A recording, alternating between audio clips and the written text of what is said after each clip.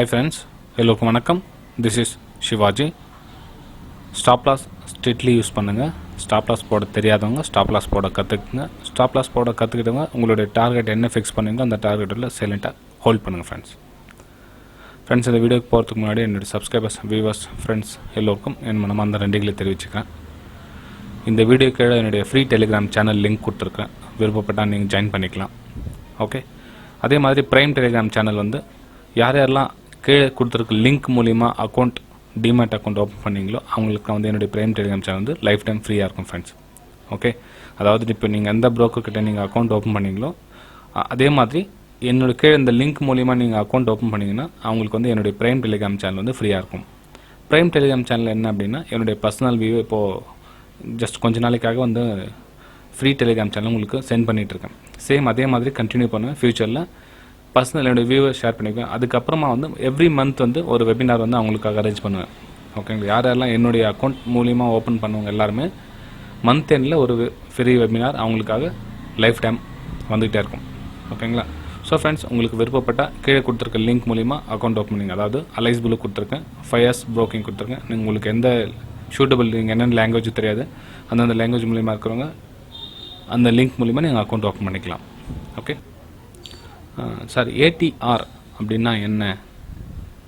ஏடிஆர்னு எல்லாம் சொல்கிறாங்களே அப்படின்னா என்ன அப்படின்னு சொல்லிட்டு ஒரு நம்ம சாதாரண புதுசாக வந்து ட்ரேட் பண்ணுற மக்களுக்காக ஈஸியாக புரியும்படி சொல்கிறேன் ஃப்ரெண்ட்ஸ். ஓகே, அதை நிறைய பேர் விதவிதமாக திணிச்சு 2-3 மணி நேரம் அந்த ஏடிஆர் பற்றியே அவங்களுக்கு சொல்லுவாங்க. ஓகேங்களா, அது ஏடிஆர் பற்றி சொல்லணும்னா அவ்வளோ விஷயம் இருக்குது. ஸோ எல்லாத்தையும் சுருக்கி நம்ம ஷார்ட்டாக நமக்கு ஈஸியாக மைண்டில் ஃபிக்ஸ் பண்ணுற மாதிரி உங்களுக்கு சொல்கிறேன். பார்க்கலாம் உங்களுக்கு புரியுது அப்படின்னு. ஓகே சரி ஃப்ரெண்ட்ஸ், வாங்க இப்போ ஒரு சின்ன எக்ஸாம்பிள் பார்த்துடலாம். ஏடிஆர் மீனிங் என்ன அப்படின்னா ஆவரேஜ் ட்ரூ ரேஞ்ச். ஓகேங்களா, ஏடிஆர்னா ஆவரேஜ் ட்ரூ ரேஞ்சுன்னு அர்த்தம். ஸோ இது ஆவரேஜ் ட்ரூ ரேஞ்சுனா என்ன அப்படின்னா இப்போ உங்கள்கிட்ட பொருள் விற்கிறதுக்கு விருப்பப்படுறீங்களோ இல்லை வாங்கிறதுக்கு விருப்பப்படுறீங்களோ நீங்கள் வெயிட் பண்ணிகிட்ருக்கீங்க. ஓகே, இந்த இடத்துல நீங்கள் இருக்கீங்க, வெயிட் பண்ணிகிட்ருக்கீங்க. ஓகேங்களா, உங்கள்கிட்ட பொருள் விற்கவோ வாங்கவோ நீங்கள் வெயிட் பண்ணிகிட்ருக்கீங்க. நீங்கள் ஒரு சந்தைக்காக வந்துட்டீங்க. ஓகேங்களா, அந்த சந்தையில் எத்தனை பேர் வாங்குறவங்க விற்கிறவங்க இருக்கிறாங்க அப்படின்றத கண்டுபிடிக்கிறது தான் ஏடிஆர். ஓகேங்களா, அதாவது எல்லா சந்தையிலையும் வாங்குறவங்க விற்கிற இந்த இதாக இருக்கணும். ஓகேங்களா, அதாவது ஸ்டாக்ஸ்ன்னு நம்ம எடுத்துக்கலாங்களே.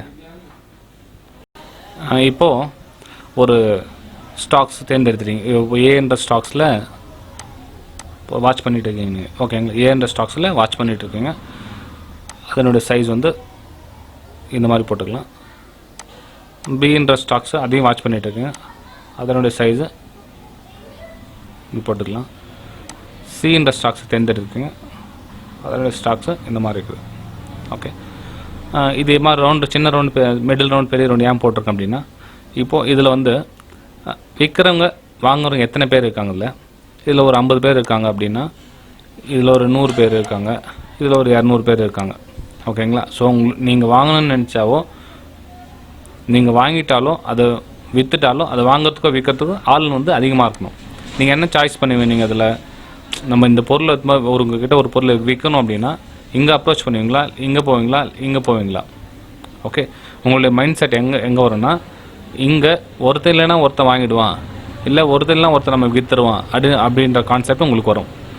ஓகேங்களா, ஆவரேஜ் ட்ரூ ரேஞ்சுனா வால்யூம்ஸ் விற்கிறவங்க வாங்குறவங்க அதிகமாக இருக்காங்க அப்படின்னு அர்த்தம். ஷார்ட்டாக சொல்ல போனால் விற்கிறவங்களும் வாங்குறவங்களும் அதிகமாக அந்த ஸ்டாக்ஸில் இருக்காங்க, அதில் அந்த இண்டெக்ஸில் இருக்காங்களே. ஓகே, அது மாதிரி அர்த்தம் அது. ஓகேங்களா, ஏடிஆர் அப்படின்னா ஷார்ட்டாக சொல்ல போனால் அப்படி தான்.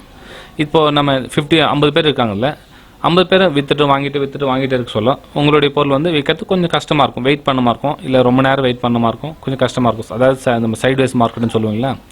இப்போ மார்க்கெட் வந்து வாங்கிட்டே இருக்கும், கொஞ்சம் மேலேயும் போகாமல் கீழே பாருங்க, இது மாதிரி போய்ட்டு பார்த்துருப்பீங்க சில ஸ்டாக்ஸில். அதுக்கு காரணம் என்னென்னா ஏடிஆர் வந்து ரொம்ப கம்மியாக இருக்குது, கீழே போயிட்டுருக்குது ஏடிஆர் அப்படின்னு அர்த்தம். ஓகே, இப்போ ஒரு சில ஸ்டாக்ஸில் கொஞ்சம் பரவாயில்ல, சுமாராக இருக்குது அப்படின்ற மாதிரி தெரியும். ஸோ அதை வந்து ஏடிஆர் அப்படின்றது வந்து மீடியமாக கொஞ்சம் மேலே கீழே இந்த மாதிரி ரேஞ்சு போய்ட்டுருக்கோம் அப்படின்னு அர்த்தம். அது இந்த மாதிரி 200 இந்த மாதிரி இருக்கிறத சொல்லும். கொஞ்சம் மேலேயும் கீழே நிறைய வாலட்டிலிட்டி அதிகமாக இருக்கும் அந்த ஸ்டாக்ஸில். ஓகேங்களா, இந்த ஏடிஆர் கீழே வந்தால் ஸ்டாக்ஸ் கீழே வரணும், இல்லை ஏடிஆர் மேலே போனால் ஸ்டாக்ஸ் மேலே போகும் அப்படிலாம் அதுவும் கிடையாது ஃப்ரெண்ட்ஸ். ஏடிஆர் மேலே போனால் அதனுடைய வால்யூம்ஸ் விற்கிறவங்க வாங்குறவங்க அதிகமாக இருக்காங்க, அந்த ஸ்டாக்ஸில் நடமாட்டம் அதிகமாக இருக்குது அப்படின்னு அர்த்தம். ஓகேங்களா? ஸோ இதோட ஈஸியாக யாராலையும் புரிய வைக்க முடியாது ஃப்ரெண்ட்ஸ். இது வந்து சாதாரணமான மக்கள் புரிஞ்சுக்கணும் அப்படின்றதுக்காக ஈஸியாக அந்த மாதிரி சொல்லிட்டேன். ஓகேங்களா? அதிகமாக விற்கிறவங்க வாங்குறவங்க அதிகமாக இருக்கிற ஜனத்தொகை இருக்கிற மாதிரி ஏடிஆர்ன்றது மேலே போகிற மாதிரி காமிக்கும். ஏடிஆர் எப்போ மேலே போதும், ஓகே அதில் நிறைய பேர் வாங்குறவங்க விற்கிறவங்க வந்துட்டாங்க, ஸோ அந்த ஸ்டாக்ஸை செலக்ட் பண்ணிக்கலாம் நம்ம அப்படின்னு அர்த்தம். இது உங்களுக்கு பை சிக்னலோ சேல் சிக்னலோ கண்டிப்பாக காமிக்காது. ஸ்ட்ராட்டஜி உங்கள் என்ன ஸ்ட்ராட்டஜி கொண்டு வரீங்களோ அந்த ஸ்ட்ராட்டஜி அப்ளை பண்ணுறதுக்கு ஏடிஆர் பார்க்கலாம். ஓகேங்களா? அதாவது நல்ல ஒரு பர்ஃபார்மன்ஸ் காமிக்கும் அந்த இடத்துல அப்படின்னு அர்த்தம். ஏன்னா ஒரு சில ஸ்டாக்ஸில் நல்ல ஸ்டாக்ஸை நீங்கள் கொண்டு வர ஸ்டாக்ஸ் நல்ல ஸ்ட்ராட்டஜி இருக்கலாம். அந்த ஸ்ட்ராட்டஜி வந்து இந்த ஸ்டாக்ஸில் நீங்கள் அப்ளை பண்ணுறதுக்கு முன்னாடி இதை பார்த்துட்டிங்கன்னா ஓகே இந்த ஸ்டாக்ஸில் நம்ம என்ட்ரி ஆகலாம் வேணாம் அப்படின்றத நீங்கள் டிசைட் பண்ணிடலாம். ஓகே சரி ஃப்ரெண்ட்ஸ், நம்ம இந்த சார்ட்டில் போய் பார்க்கலாம் வாங்க.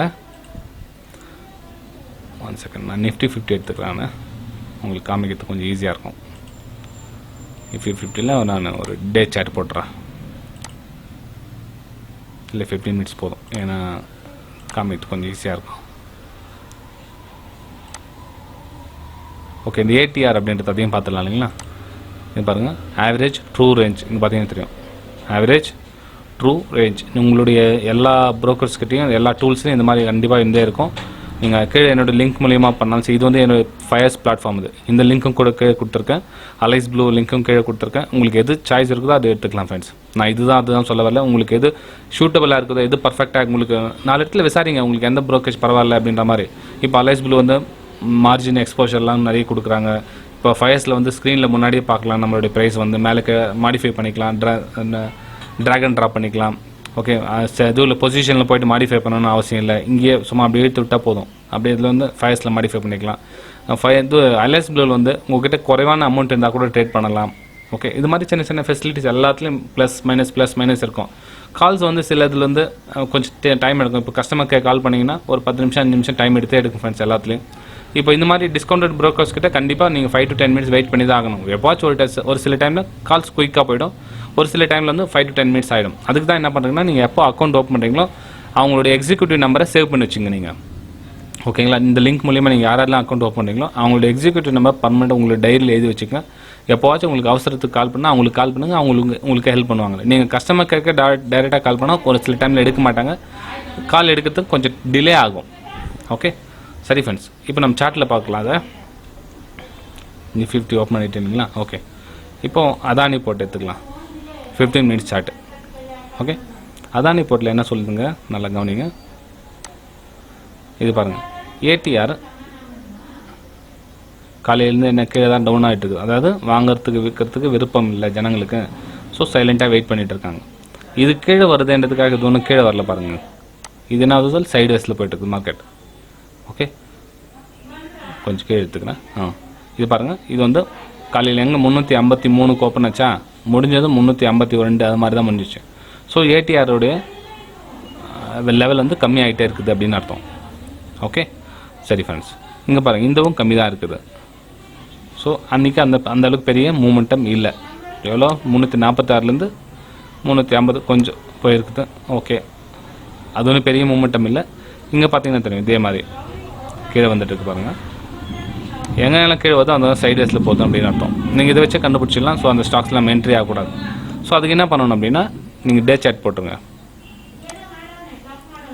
டே சார்ட் போக சொல்ல என்ன ஆகுன்னா, உங்களுக்கு அந்த எந்த ஸ்டாக்ஸில் என்ட்ரி இங்கே பாருங்கள் வந்து ஏடிஆர் இந்த கண்டிஷனில் என்னன்னா சின்ன சின்ன கேண்டல்ஸும் க்ரியேட் ஆகும். இந்த மாதிரி லோவில் போக சொல்லும். இங்கே பாருங்கள், குட்டி குட்டி கேண்டில் க்ரியேட் ஆகும். 1 2 3 4 5 பெரிய பெரிய கேண்டில் இருக்காது. ஆனால் இது ஏடிஆர் கொஞ்சம் ஜாஸ்தியாக சொல்லும், அதிகமாக சொல்லும். இங்கே பார்த்தீங்கன்னா பெரிய பெரிய கேண்டில் வந்து க்ரியேட் ஆகிருக்கும் பார்த்தீங்கன்னா தெரியும் ஏரியாவில். ஸோ நமக்கு ட்ரேட் பண்ணுறதுக்கு ரிசல்ட்டு உடனே கிடச்சிடும். நமக்கு ஸ்டாப் லாஸ் ஆனாலும் பரவாயில்ல, டார்கெட் அச்சீவ் ஆனாலும் பரவாயில்ல, நமக்கு உடனுக்குடன் கிடச்சிடும், ரிசல்ட் கிடச்சிடும். அதாவது சீக்கிரமாக ட்ரேட் முடிஞ்சிடும். இது பாருங்கள், இது டே சார்ட். இது டே சார்ட்டில் ஏஷியன் பெயிண்ட். இது ஏஷியன் பெயிண்ட்டுடைய லெவல் ஏடிஆர் பாருங்கள் கீழே வந்துகிட்டே இருக்குது. இதனோட லெவல் வந்து இது மாதிரி போயிட்டுருக்குது. ஓகேங்களா? ஆனால் இது ஏடிஆர் இங்கே பாருங்கள் மேலே போயிட்டுருக்குது. இங்கே கேண்டில்ஸ் பாருங்கள் ஷார்ப்பாக வால்யூம்ஸ் ஒரே ஃபுல்லாக ரைஸ் ஆகிடும்.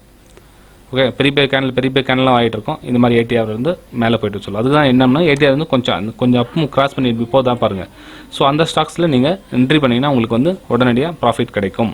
அது ப்ராஃபிட்டோ லாஸோ நீங்கள் என்ன ஸ்ட்ராட்டஜி அப்ளை பண்ணுறீங்களோ அதுக்கு உண்டான பலன் கண்டிப்பாக கிடைக்கும். ஓகேங்களா? இங்கே பாருங்கள் இன்னொன்று ஆக்சிஸ் பேங்க்.